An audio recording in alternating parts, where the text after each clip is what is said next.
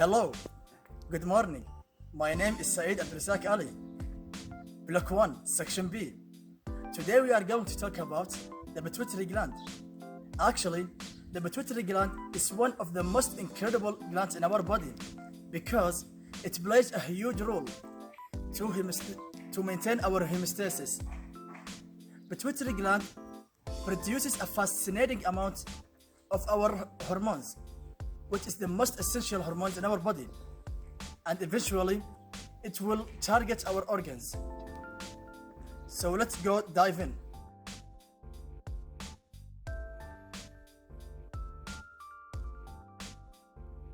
Okay, here we go. As I said, the pituitary gland, we can call it the mother of the glands because, as I said, it plays a huge role in our body.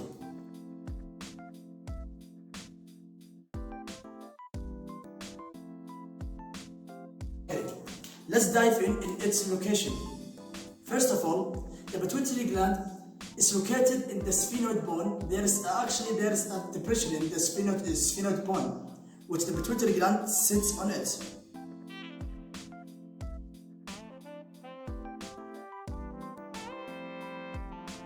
Here we can see the pituitary gland. It's a little stalk that ascends from the base of our cerebrum. As you can see here, this is the stalk, which descends down from the brain. And it's actually closely related to the hypothalamus. Actually, the pituitary gland, it's contained of two lobes. We have here the posterior pituitary gland and the anterior pituitary gland. So first, we will talk about the posterior pituitary gland. The posterior pituitary gland, actually, it's made of a neurological tissue because it derived from our diencephalon during the embryological development. So, there's a higher nucleus here in the hypothalamus. There's a paraventricular and the supraoptic nucleus. Actually, the posterior pituitary gland is also called the neurohypophysis because it's made of the neurological tissues.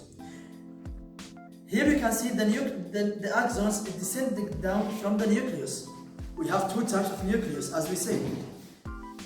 The paraventricular nucleus and the supraoptic nucleus. Actually, both one of them produces a different hormone. Actually, the paraventricular nucleus produces the oxytocin. The oxytocin plays a huge role in the contraction of the uterus for the labor. On the other hand, the supraoptic nucleus produces the antidiuretic hormone, which maintain our blood pressure and also maintain our osmolality of our blood. Both of them secretes down to the posterior pituitary gland.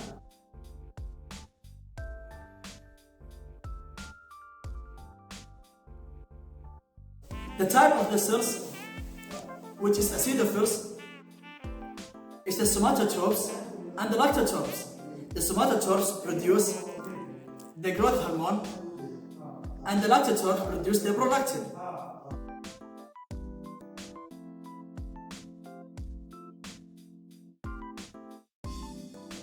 The basophils, we can find the gonadotropes, thyrotropes, corticotropes. Let's see how the anterior pituitary gland works. We can see here a portal system.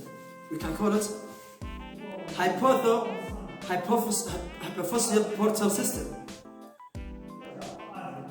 There's a capillary system here in the hypothalamus, and there's a venous. Here we can see the portal vein, which connects the first capillary system to the second capillary system. And the hormones which produced from the hypothalamus will drain into this system, capillary system, down to this capillary system by this portal vein.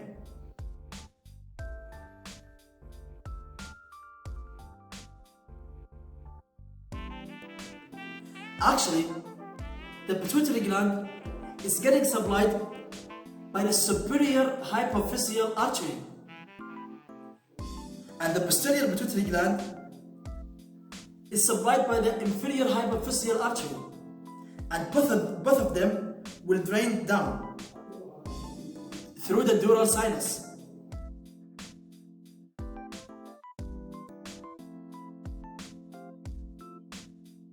That now I mentioned a very good overview of the pituitary gland.